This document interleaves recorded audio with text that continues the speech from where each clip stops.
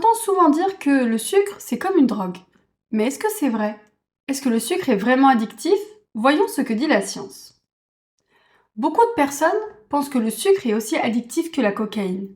Cette affirmation part de cet article, qui est publié en 2007, dans lequel ils ont exposé des rats à de la cocaïne ou à du sucre. Et ils ont montré que les rats étaient plus attirés par le sucre que par la cocaïne.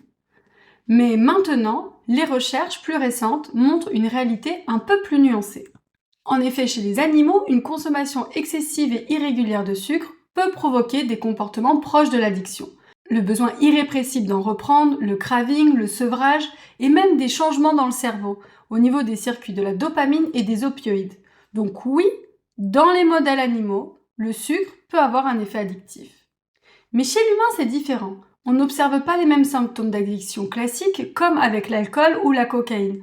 En réalité, les comportements compulsifs concernent surtout les aliments ultra transformés qui combinent sucre, graisse et additifs. Le sucre seul ne suffit pas à expliquer ces comportements. Le sucre, comme les drogues, active bien le circuit de la récompense dans notre cerveau. Et résultat, on ressent du plaisir. Mais la réponse est beaucoup moins forte et beaucoup moins durable que pour une drogue. Et bien sûr, tout le monde ne réagit pas de la même façon au sucre. Certaines personnes sont plus sensibles, par exemple si elles ont une prédisposition génétique, des antécédents familiaux d'addiction, ou alors en cas de stress et d'anxiété. Alors verdict?